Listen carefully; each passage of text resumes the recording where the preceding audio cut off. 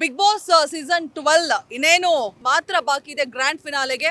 ಎಲ್ಲೆಲ್ಲೂ ಕೂಡ ಗಿಲ್ಲಿನೇ ಗೆಲ್ಲೋದು ಅನ್ನುವಂತಹ ಆ, ಘೋಷವಾಕ್ಯ ಮೊಳಗ್ ಬರ್ತಾ ಇದೆ. ಸೊ ಗಿಲ್ಲಿ ಅವರ ಫ್ಯಾನ್ಸ್ ಒಂದು ರ್ಯಾಲಿನ ಹಮ್ಮಿಕೊಂಡಿದ್ದಾರೆ, ನನ್ನ ಜೊತೆಗಿದ್ದಾರೆ, ಇವತ್ತು ಚನ್ನಪಟ್ಟಣಕ್ಕೆ ಬಂದು ತಲುಪಿದ್ದಾರೆ. ಇಲ್ಲೊಂದು ಟೀ ಬ್ರೇಕ್ ಅಂತ ಹೇಳ್ಬಿಟ್ಟು ಟೀ ಕುಡಿತಾ ಇದ್ರು. ಸೊ ನಾನು ಮಾತನಾಡ್ಸೋಣ ಅಂತ ಬಂದಿದ್ದೀನಿ.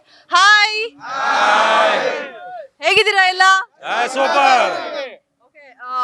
ಏನ್ ಅನ್ನಿಸ್ತಾ ಇದೆ? ಗಿಲ್ಲಿನೇ ಗೆಲ್ಲೋದು ಅಂತ ಒಂದ್ ಕಡೆ ಹೇಳ್ತಿದ್ದಾರೆ, ಬಟ್ ನಿನ್ನೆ ಕಿಚ್ಚ ಸುದೀಪ್ ಅವ್ರು ಕೊಟ್ಟಂತಹ ಒಂದಷ್ಟು ಕಿವಿ ಮಾತುಗಳಾಗಿರ್ಬೋದು, ಹಾಗೆ ಅಶ್ವಿನಿ ಅವ್ರನ್ನ ಹೊಗಳಿ ಮಾತಾಡಿದ್ದಾರೆ. ಸೊ ಇದನ್ನೆಲ್ಲ ನೋಡಿದ್ರೆ ಏನಾದ್ರೂ ಬದಲಾವಣೆ ಆಗತ್ತೆ ಅಂತ ಅನ್ಸ್ತಿದ್ಯಾ ನಿಮ್ಗೆ? ಮೇಡಮ್,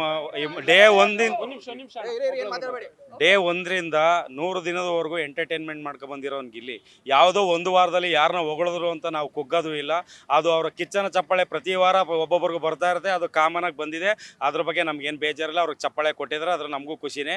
ಆದರೆ ನಿಜವಾದ ಎಂಟರ್ಟೈನರ್ ಯಾರು ಅಂತ ಇಡೀ ಕರ್ನಾಟಕ ಜನತೆಗೆ ಗೊತ್ತಿದೆ. ಇಲ್ಲಿ ಬಂದಿರೋರು ಎಲ್ಲರೂ ಸ್ವಂತ ಖರ್ಚಲ್ಲಿ, ಸ್ವಂತ ದುಡ್ಡಲ್ಲಿ ಬಂದು ಗಿಲ್ಲಿಗೋಸ್ಕರ ಅಭಿಮಾನಕ್ಕೆ ರ್ಯಾಲಿಗೆ ಜಾಯ್ನ್ ಆಗಿದ್ದಾರೆ.